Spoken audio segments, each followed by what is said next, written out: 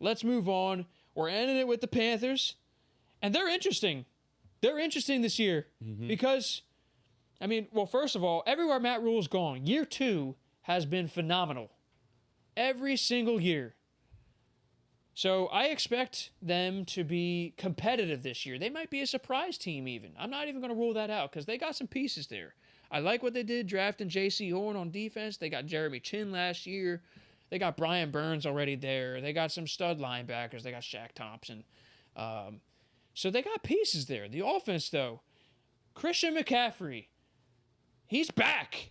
No, he's definitely back. Look the fuck out. Yeah, they traded for Sam Darnold, which, considering where they were in the draft, the 8th pick, they weren't sure if they were going to get one of the top guys, and they felt safe going with Darnold and his upside. And listen, if he does well, they got him cheap right now, and they'll probably be able to extend him fairly cheap.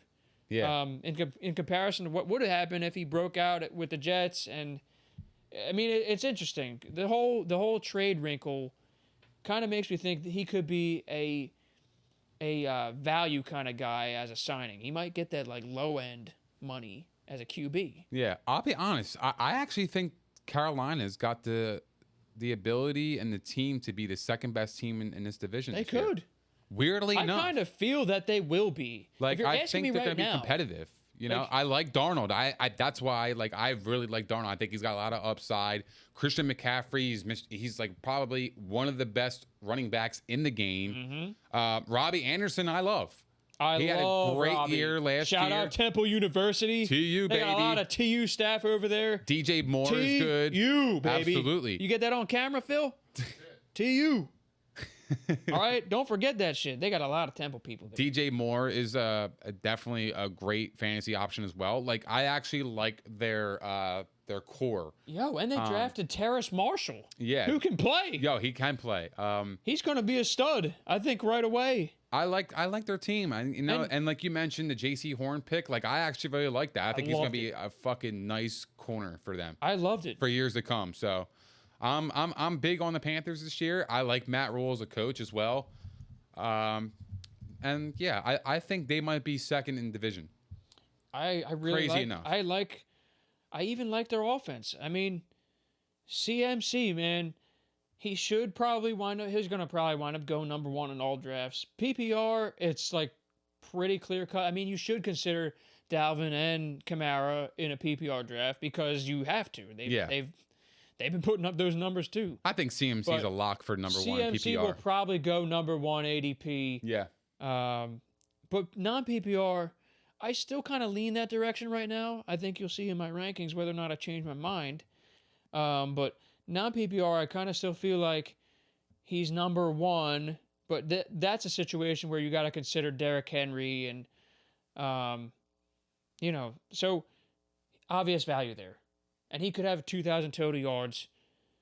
Sam Darnold, though, interesting. I mean, listen, he's got the surrounding pieces. He could wind up in the top 10 also. He's one of those guys that was like right on that border. If he hits, if he lives up to his potential, he could be a top 10 quarterback in fantasy.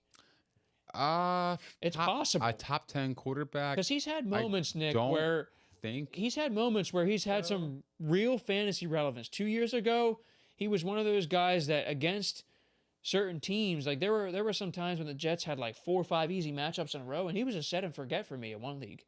I had him in there because I had a quarterback injury, and he literally won me all 4 of those weeks. It depends. He might see ghosts in a couple of weeks. You never know. I mean, but anything's better than that situation he was in. God. And Robbie, I think Robbie was like the breaking news of fantasy football last year. It was the coming out party for him. He was an elite fantasy receiver last year. He was leading the NFL in receiving yards for a number of weeks. I agree. Kid can play. He's got burners, bro. And he can run routes now, too. Yeah, he's not a one-trick pony. I like their team. And I think they got a nice, young core. I think they're going to be very competitive this year. And so you might have 2 top 20 receivers right there, and you got sleeper value in Terrace Marshall. And Dan Arnold, by the way, I'm just going to throw this out there, that they went out of their way to sign him. He got mentioned a few times when he's with the Cardinals as a possible sleeper. He's going to be used, okay? He might be a sleeper tight end, but that's like ultra sleeper shit. Yeah. Deep league sleeper right now. So keep an eye. This is the Panthers.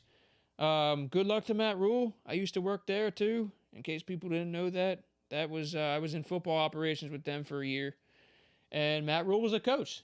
So I root for them. Those are my guys over there. Yeah, I root for them. So Temple products. They might be a surprise team.